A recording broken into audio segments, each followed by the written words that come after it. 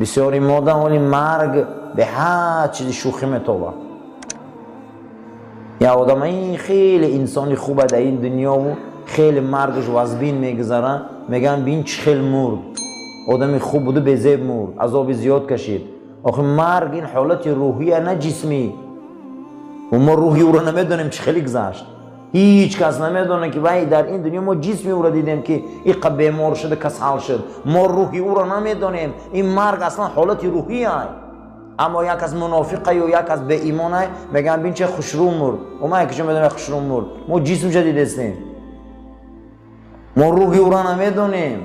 ما نمیدونیم که روحی ما فقط چه حساب میشوه.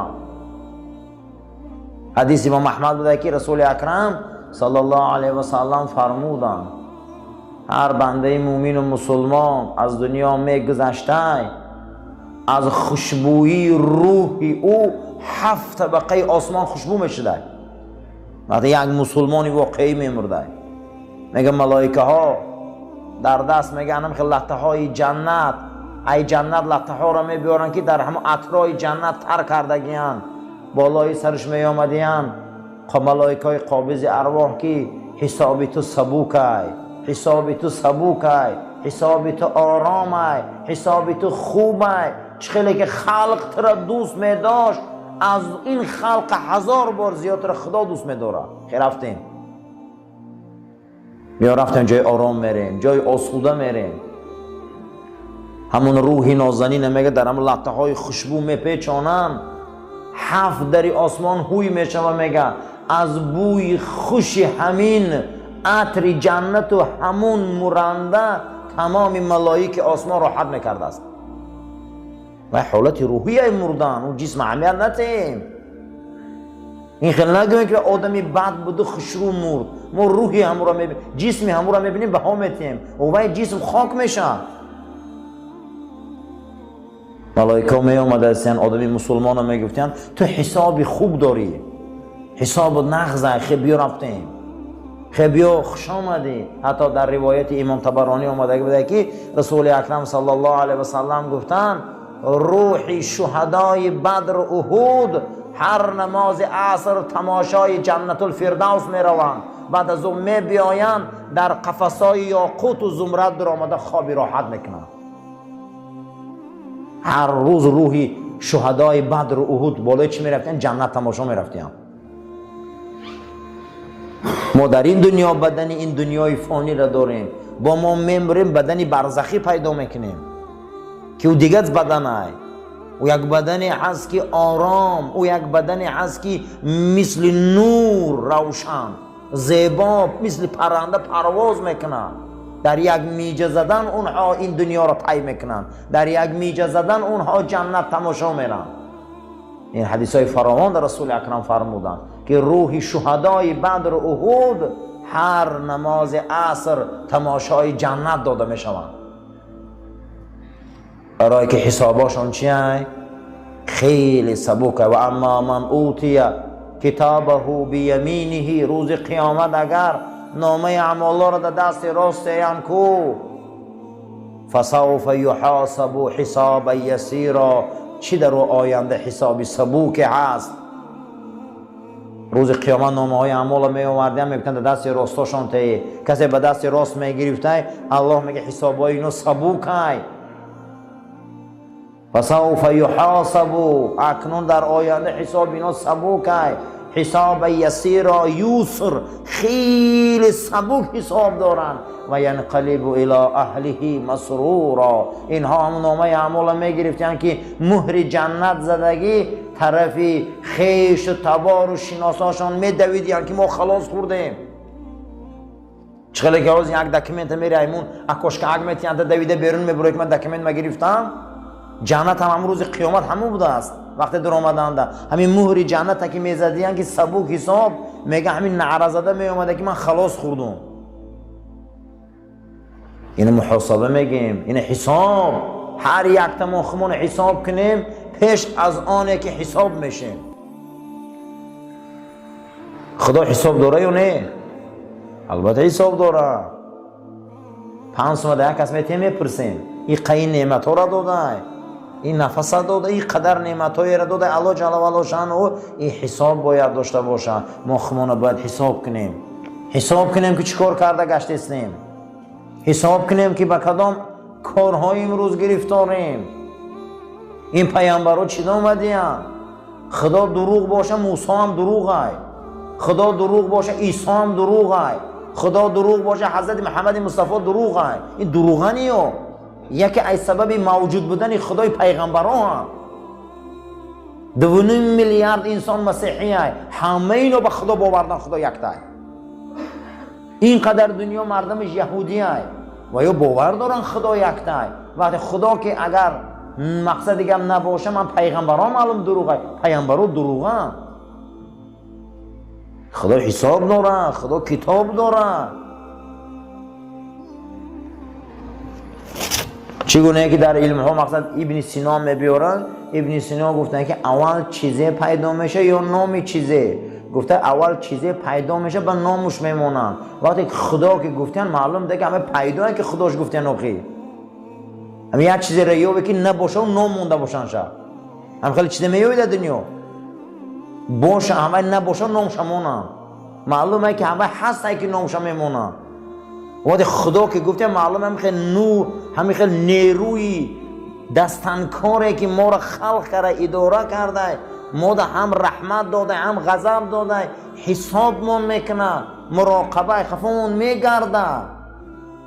و خدا میگم یگان چیزی را ما در دنیا یابیم که خودش نباشه نامش باشه نیست. اختراعش میکنن، اثباتش میکنن، در عمل میمونن، چه تطبیقش میکنن به نامش میمونن.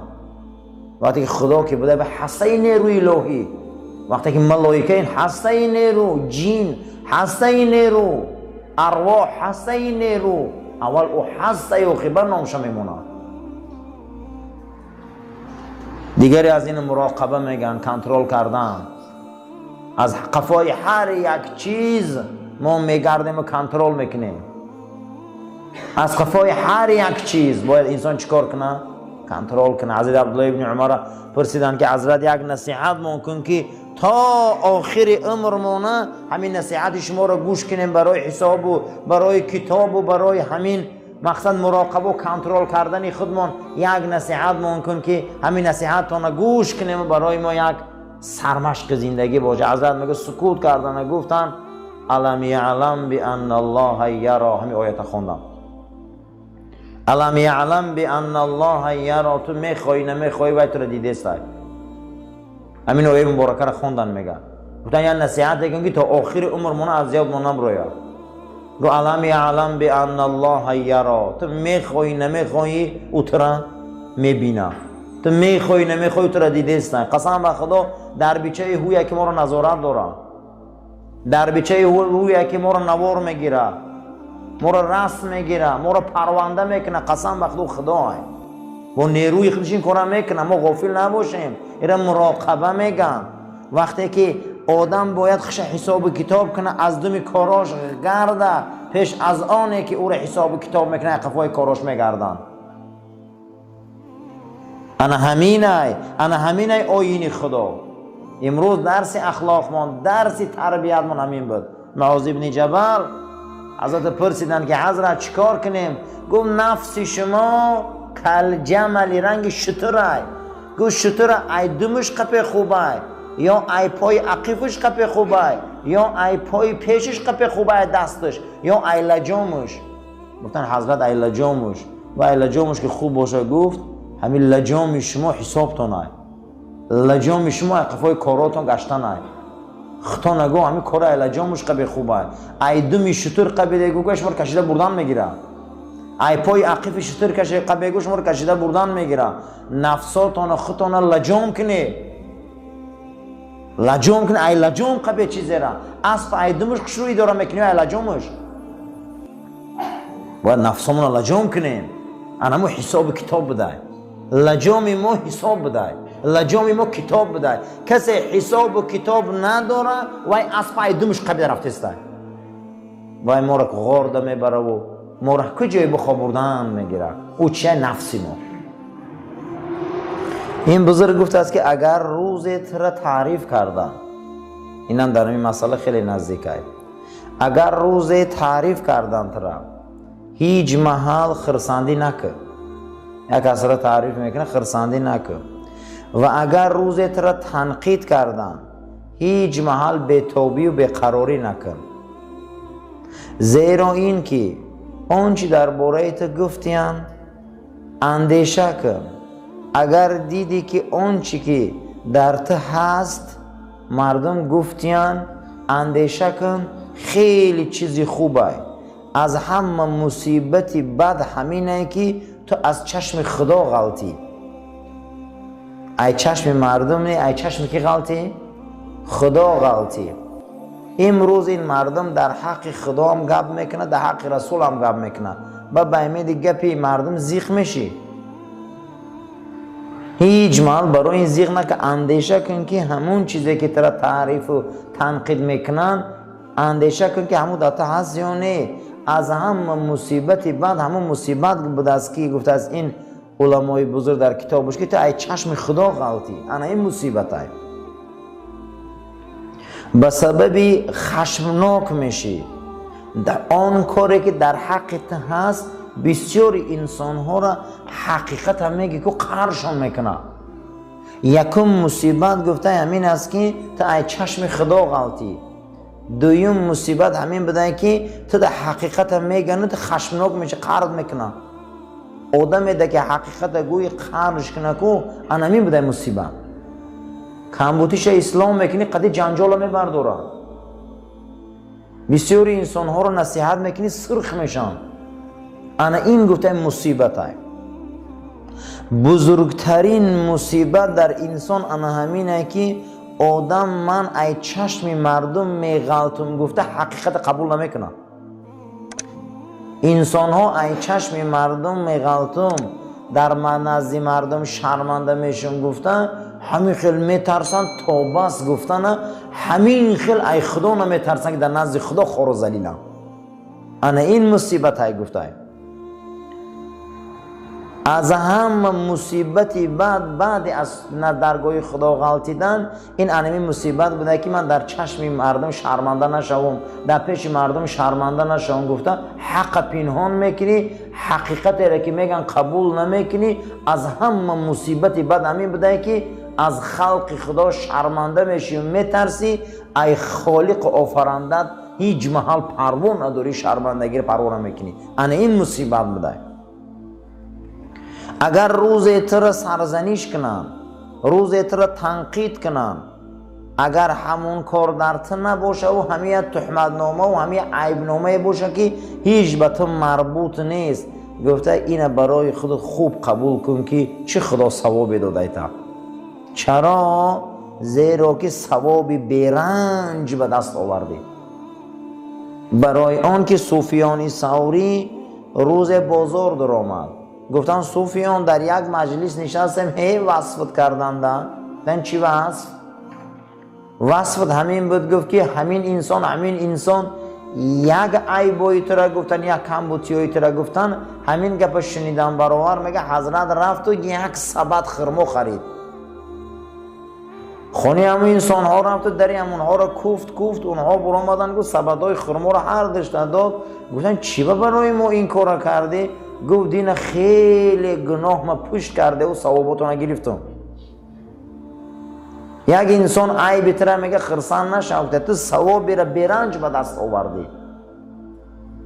در حق ما یک گپ میگن، در حق ما یک کار میمونن یا صحبت میکنن، در ما رابطه ندارن که ممو تهمت عیب ما را میکنن، هم واقعیت ندارن. گفته خرسان شوکی ثواب کلان نیافتی، ای ثواب گرفتی نه، زیرا که فردا عیبایت را پشت میکنه، تو ثوابای او را پشت میکنی بی رنج.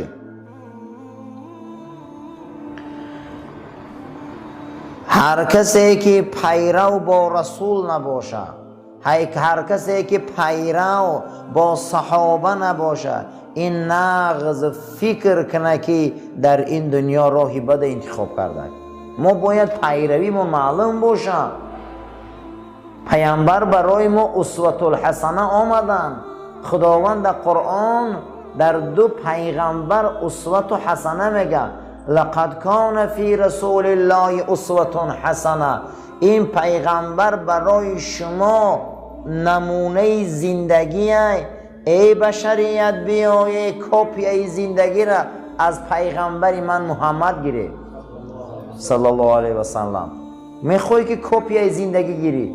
من امروز ورقا را میبری چیکار میکنی؟ کپی میکنی. میگه تو میخوایی که در این دنیا سربلند شوی، من برای تو نمونه زندگی میگه پیامبر آخر آوردم، زندگی ایره کپی که کپی زندگی اینقدر زندگی که تا اینکه فردا پشیمان نشوی، حسابت آسان شود. اگر تمام همشهر و همدههات به تو زید برایم، تو را قبول نکنن، در حق تو گوان تو مردی بدی هستی، سخنای اونها تو را غمگین نسازد. اگر گوین تو مردی خوبی هستی، سخنای او تو را خرسان نکنن. تو میخوایی که خطا سنجی که آدمی خوبی بدی، رو گفته با قرآن خطا سنج. تعریف مردم گوش نکن، تنقید مردم گوش نکن، تو خطا به قرآن سنج.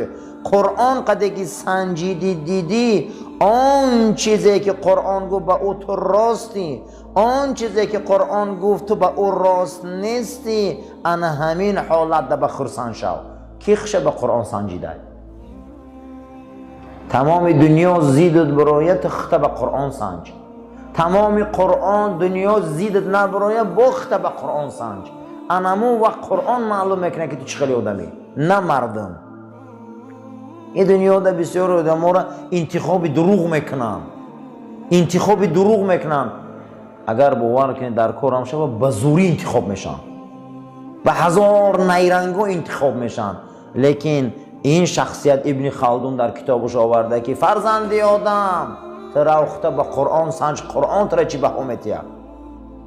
ما هر یک تمام یگان بار خمون به قرآن حساب کتاب کردیم، یگان بار فهمیدیم بگذارم همه دنیا عیب ما را گوه، نه که ما خمون باید به قرآن سنج مخی.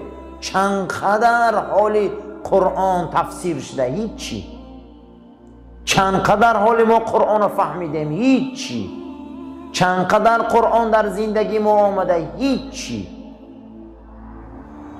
به تعریف مردم گفته خرسان نشوی، به تنقید مردم زیق نشوی، خطانه به قرآن سنجه که قرآن ما را حساب کتاب کنه، قرآن ما را حساب کتاب کنه. لقد کان فی رسول الله اسوة حسنه لمن کان یرجو الله. کی میخواه که فردا امید کنه خدا را بینه؟ کدام انسان من همی زمین ده میگه من فردا خدا را بینم؟ کی میخواه که فردا رحمت الله را بینه؟ کی میخواه که فردا با این چشم خدا را بینه؟ میگه میخواهی؟ میگه کپی زندگی حبیبی من اگر زندگی که میبینی اساسش این کپرک، میگه کپرک جناب پیغمبر بده. ما خمونه باید حساب کنیم، کتاب کنیم. هیچ قرآن در زندگی ما حال تفسیر نشده باور کنیم. این دنیا دا برنامه های غلط، رفیقی غلط، دوستی غلط، شیشتن های غلط، بیمعنیگی ها خیلی ما را کج کرد، خیلی ما را از رمکاب رو آورد، خیلی ما را از جهان انسانیت همه ما دور کرد. خیرت که این منبر بده، خیرت که این رسول الله بده، خیرت که این آیین شریعت بده، این بدنی بدبوی ما را این شست و شو کرده، ما را تازه میکرده. هیچ محل گوته زیق نشوه که ما را تنقید میکنن، هیچ محل خرساندم نشوه که ما را تعریف میکنن. چی با شما گوته خودتان در قرآن سنجی؟ قرآن در هر یک آدم خش سنجه، هر انسان باید خش به قرآن سنجه. آیا چند قدر سنجیدیم هممون؟ هیچی. نه زنداریمون قرآنی های، نه معرکه داریمون قرآنی های، نه شیشتنامون قرآنی های، نه لباسامون قرآنی های، نه گودک داریمون قرآنی های، نه همسایه داریمون قرآنی های، نه جامعه داریمون قرآنی های. این محور زندگی را ابن خلدون از این نقطه نظر دیده، گفته بین که کجای قرآن در خطا آمده است خطا راست کن. کجاش تا راست آمدستی خشاع به حالت چی روزی خرسندی داری، زیرا که درباره تو چی گفته شد و برای تو چی زیان رساندن نرساندن، اما از قرآن تو جدا بدی، از قرآن دور بدی، از قرآن فهمیدی خیلی دور ماندی، دان که خیلی فریب خورده ای. فریب خورده ها کیا بدیم؟ کسایی که ای قرآن دور بدیم. کی در همین دنیا فریب خورده بوده؟ گمان نکنه که در این دنیا پول مون فریب کردن، مال مون فریب کردن، این آن. فریب خورده ها در شریعت ما کسایی بدیم که قرآن قد زندگی نکردیم. وای بر حالشان فردا انگوشت میگزن که دیگه دیر میشه و میگه در همان روز که کاش که فلانی را رفیق نمیگرفت که من ایرا دور کرد، لقد اضلنی میگفتن فلانی قد نمیششم که بدبخت من گمراه کرد.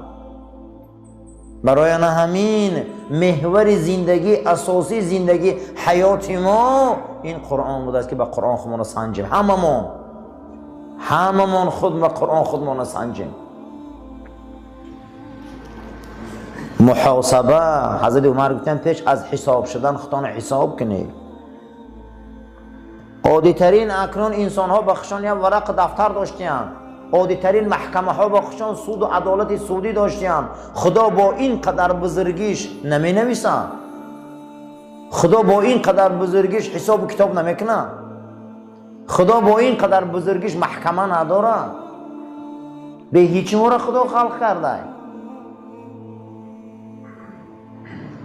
بزرگان روایت میکنند که گفتند دخلنا علی بیت عطا ابن سلمی، ما در آمدیم خانه عطا پسری سلمی که از اولیاءهای خدا که میشش در داخل بسترش در دست تسبیح داشت، تسبیح میزد. بعد از ما پرسیدیم که کیف حالک یا عطا او، ای عطا چه حال داری، سلامتیت نغزه؟ بگو ای حال من چی میپرسه، ای حال من چی میپرسه، ای حال من همین قفرسه که عاقبت همه دنیا هیچی. من شش تا اکنون منتظرم که ای بگه یا پگه بگه میبیو. کی میبیو؟ ملک الموت میبیو. و از همه و از بین میله قبر، از همه و از بین میله سوالای اونها، برزخ، درازی زمین قیامت، پیشگاه خدا خستن، گذشتن صراط. می ترسم حساب الهی، می ترسم حساب الهی. اللهم ربنا آتنا في الدنيا حسنة وفي الآخرة حسنة وقنا عذاب النار. وصلى الله تعالى خير خلق محمد وعلى أصحاب الأجمعين. خدای ما را برای راست هدایت کنه، ما را توفیق بندگی توی مسجد آباد و زیبا نگهدار. آمین یا رب العالمین. سفاره راست گیره، تلفناتون رو خاموش کن، آماده به نماز شوید.